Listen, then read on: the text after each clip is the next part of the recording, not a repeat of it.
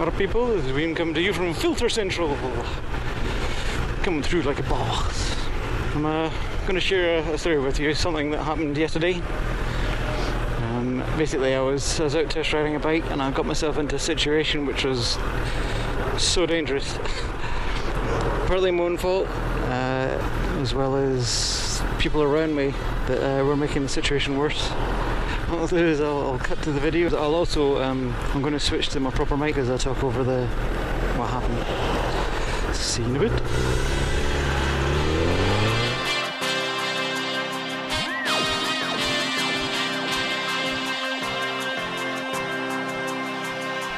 And well, here you go, my crumpets. This is me riding along on this test bike. Just moving through traffic, approaching a dual carriageway. You can see I'm approaching traffic lights. They just changed to green as I was about to filter through, tried to get to the front. Didn't make it, obviously. You see 3 lanes wide. Moving off to the dual carriageway. The left lane is clear. All those cars are moving in the middle, so it's showing that the lane is merging on the right. Wrong for me to assume, but I thought they would actually move to the left lane, seeing they weren't overtaking anything.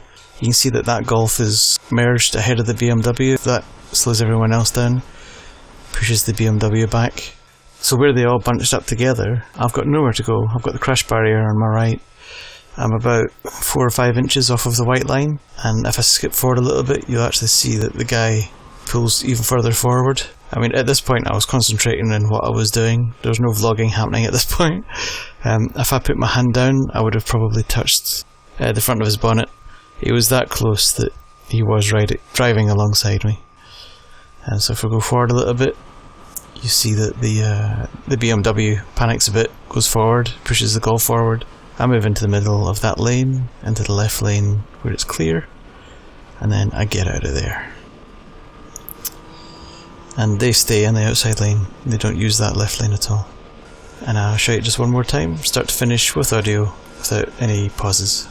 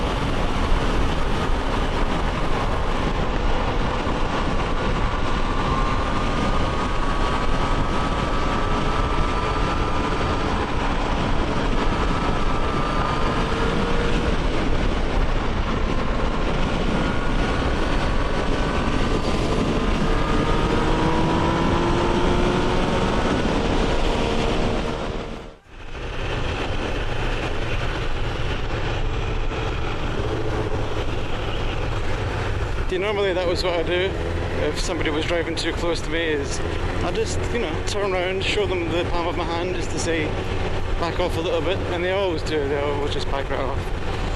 Because they obviously don't know that they've drifted in too close to me.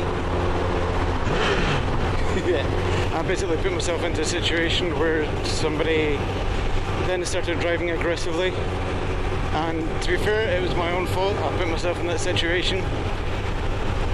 They didn't help the matter by actually driving closer, and actually they were driving next to me.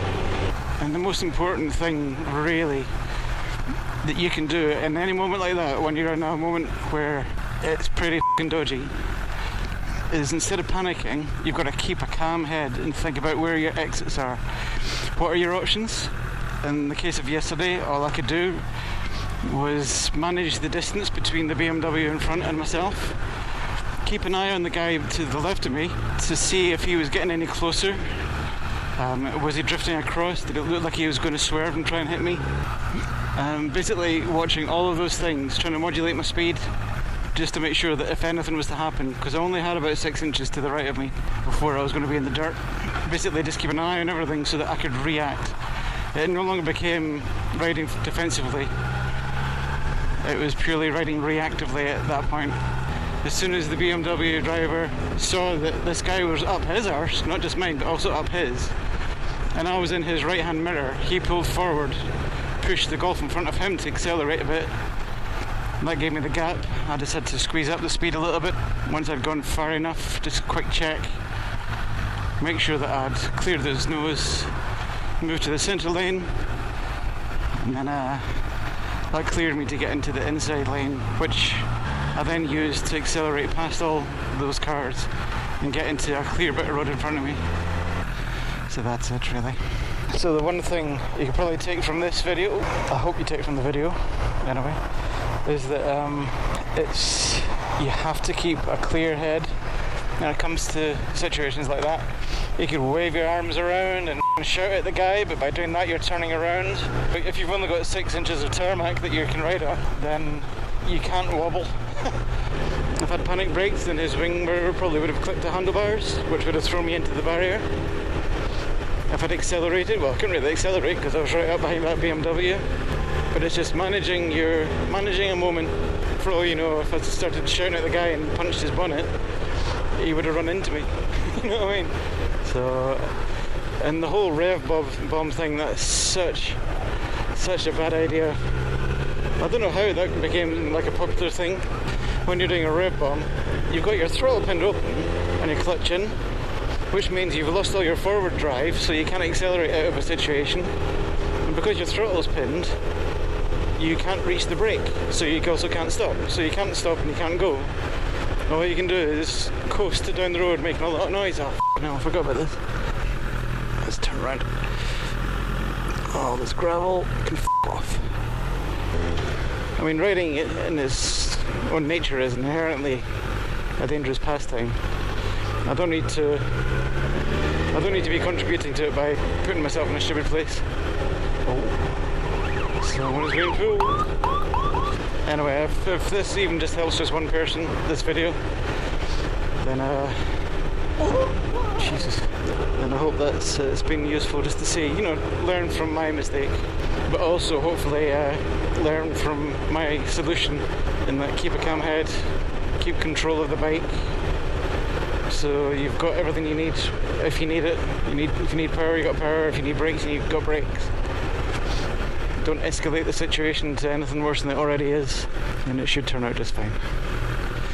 Anyway, that's it from me, people. Have a good one. I'll catch you next time. Weem out.